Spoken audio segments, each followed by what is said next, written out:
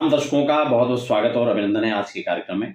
अगर आप 2024 के अंदर गृह प्रवेश के लिए डेट सर्च कर रहे हैं और आप अक्टूबर, नवंबर, दिसंबर आदि में जो है गृह प्रवेश करना चाह रहे हैं, लेकिन मुहूर्तों को लेकर के एक अभाव की स्थिति या एक संशय की स्थिति बनी हुई है, तो आज का कार्यक्रम आपके लिए बहुत स्पेशल होने वाला है और खासकर उनके लिए जो नवरात्रि में गृह प्रवेश करने का विचार कर रहे हैं क्योंकि हम लोगों को बहुत सारे ऐसे निर्णय यहाँ पर देने होते हैं, तो कई पंचांगों का सारा यहाँ पर लेना होता है और इन पंचांगों में किसी भी पंचांग के अंदर यहाँ पर जो नवरात्रि की डेट है वो नहीं दी गई है। हालांकि वर्ष भर के जो मुहूर्त हैं जनवरी से लेकर और दिसंबर तक, वो सारे मुहूर्त आपको मैंने पहले भी बता दिए कौन कौन सी डेट उसमें उपलब्ध हैं जो पंचांग ने दी है। लेकिन इसका मतलब ये भी नहीं है कि अब पंचांग में नहीं दिया है तो फिर हम आवश्यक होने पर गृह प्रवेश कर ही नहीं सकते हैं, या फिर ऐसा भी नहीं है कि जो फिर गूगल बाबा के माध्यम से आपको डेट मिलती है आप उसमें कर लें। परिस्थितियां यहाँ पर काफी भिन्न है, इसलिए नवरात्रि जहां पवित्रतम समय माना जाता है, ये 150 साल पुराना लगभग पंचांग है जिसमें 18 अक्टूबर से मुहूर्त दिया हुआ है। ठीक है। दूसरा पंचांग है, इसमें भी वही 21 अक्टूबर से दिया हुआ है।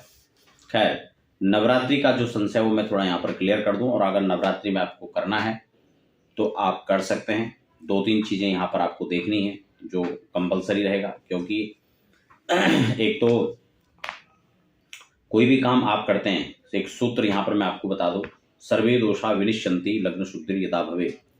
अगर हम किसी भी कार्य को पर्टिकुलर लगन शोधन के साथ करते हैं तो कई सारे दोष तो अपने आप ही उसमें खत्म हो जाते हैं, इसलिए इस बात को ध्यान में रखना है। दूसरा, राशि के अकॉर्डिंग जो हमारा गोचर चंद्रमा होता है उसको जरूर देखना है।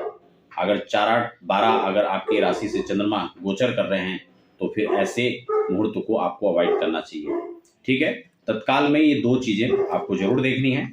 अब इसमें सबसे पहले अगर आप नवरात्रि के अंदर गृह प्रवेश करने जा रहे हैं तो आपके लिए यहाँ पर कौन कौन सी डेट हो सकती है आप उसको नोट कर सकते हैं। यहाँ पर 4 अक्टूबर यानी द्वितीया तिथि है, दूसरा नवरात्रि है, शुक्रवार और चित्रा नक्षत्र का संयोग रहेगा, आप इस दिन कर सकते हैं। ये आवश्यक होने पर आप कर सकते हैं। और इसके साथ ही क्योंकि गृह प्रवेश है तो गृह प्रवेश के अंदर जो प्रधान रूप से किए जाने वाली पूजाएं हैं, जैसे कि वास्तु शांति है, गृह शांति है, उसमें खासकर चंडी पाठ आदि, वास्तु के जप आदि, ये कंपलसरी है। रुद्राभिषेक है जो वास्तु के अधिष्ठात्री देव कहे जाते हैं, तो ये सब आपको जरूर करना चाहिए। अभी तक आपको कार्यक्रम अच्छा लग रहा है तो आप वीडियो को लाइक कर सकते हैं। चैनल को सब्सक्राइब नहीं किया तो चैनल को सब्सक्राइब भी कर सकते हैं, क्योंकि यहाँ पर आपको तमाम प्रामाणिक जानकारियां और संशय छेदा वाले कार्यक्रम मिलेंगे, चाहे वो अध्यात्म, ज्योतिष, मुहूर्त या फिर वास्तु, तमाम ये जानकारियां आपको हमारे यहाँ मिलती रहेंगी। पूजा पाठ से संबंधित भी कार्यक्रम मैं आपके लिए लेकर आता रहता हूँ। और अगर हाँ, एक विशेष सूचना भी है, अगर आप कहीं भी अगर वास्तु शांति करवाना चाहते हैं वैदिक ब्राह्मणों के द्वारा, तो उसके लिए भी हमारे संस्थान में व्यवस्था है। आप नीचे जो नंबर हैं संस्थान के, उसमें संपर्क करके उसकी जानकारी प्राप्त कर सकते हैं। तो पहला मैंने आपको बताया 4 तारीख वाला यानी 4 अक्टूबर का, और इस दिन तुला राशि पर चंद्रमा का संचरण रहेगा। ठीक है ना। अगर मैं आपको लगन के हिसाब से बताऊं तो वृश्चिक लगन में प्रवेश यहाँ बहुत शुभ रहेगा, आप वृश्चिक लगन में कर सकते हैं। दूसरा, यहाँ पर अगली जो तिथि रहेगी वो 5 तारीख को शनिवार है, और शनिवार से परहेज नहीं है तो इस दिन भी आप कर सकते हैं, क्योंकि इस दिन तिथि तृतीया और स्वाति नक्षत्र है। ठीक है ना। उसके बाद फिर चौथा जो नवरात्रि है, यहाँ पर तृतीया तो वैसे हाँ, तो तीसरा अगला जो नवरात्र है वो 6 अक्टूबर का, उसमें रविवार पड़ रहा है तो उस दिन नहीं करना चाहिए, क्योंकि रवि और मंगल को गृह प्रवेश निषिद्ध माना गया। अगली जो तिथि है वो चतुर्थी पड़ेगी। उस दिन आपको सबको पता है कि रिक्ता के अंदर गृह प्रवेश नहीं होता है, तो इसलिए इसको भी अवॉइड करना चाहिए। हालांकि इस दिन सोमवार अनुराधा था, ये अच्छा संयोग था, लेकिन रिक्ता तिथि होने के कारण इस दिन नहीं करना है। अगले दिन फिर मंगलवार पड़ रहा है पंचमी को, स्वाभाविक है कि आप पंचमी को फिर गृह प्रवेश नहीं कर पाएंगे, क्योंकि मंगलवार को मैंने जैसे कहा कि रवि और मंगल को गृह प्रवेश निषिद्ध माना जाता है, इसलिए आप इस दिन भी इसको अवॉइड करें। अगली जो तिथि है, हाँ मंगल के बाद, हाँ अगली तिथि यानी 9 तारीख को, 9 अक्टूबर को अगर आप देखें तो यहाँ पर बुधवार है, षष्ठी तिथि है, मूल नक्षत्र है, तो इस दिन आप कर सकते हैं, यानी 9 अक्टूबर 2024। इस दिन धनु राशि पर चंद्रमा रहेंगे और इस हिसाब से आप जो है देख करके अपनी अपनी राशि के हिसाब से उसको चेक कर लें, और जिस भी राशि के हिसाब से 4, 8 या 12 आते हैं तो वो अवॉइड कर लें। बाकी एक शुभ लगन तय करके, और लगन भी अपने स्थानिक सूर्योदय से देखें, क्योंकि मान लो कि वो मैं यहाँ से बता रहा हूँ, आप उसको किसी अदर स्टेट में चेक कर रहे हैं तो वहाँ उसका समय आगे पीछे हो सकता है, इसलिए उसको उसी लगन के हिसाब से, वहाँ के सूर्योदय के हिसाब से आप उसको चेक करें, और एक स्पष्ट लगन के अंदर ही आपको गृह प्रवेश करना चाहिए, ठीक है ना। अगला जो है, अगली तारीख है 10 तारीख, इसमें पूर्वाषाढ़ा नक्षत्र है, सप्तमी और बृहस्पतिवार है, तो ये कोई बहुत उतना विशेष नहीं है, ठीक है ना।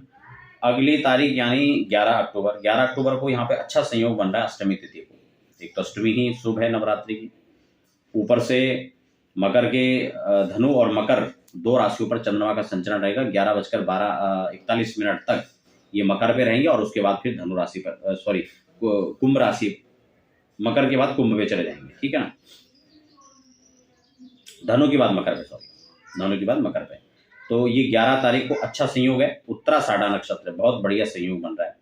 उत्तराषाढ़ा के साथ शुक्रवार भी बन रहा है। मैंने आपको कई बार कहा, अगर उत्तरा फाल्गुनी के साथ या उत्तरा भाद्रपद के साथ या उत्तराषाढ़ा के साथ में अगर पंचमी पड़ जाए, शुक्रवार पड़ जाए, सोमवार पड़ जाए, अष्टमी शुक्रवार पड़ जाए, तो ये अच्छा संयोग माना जाता है।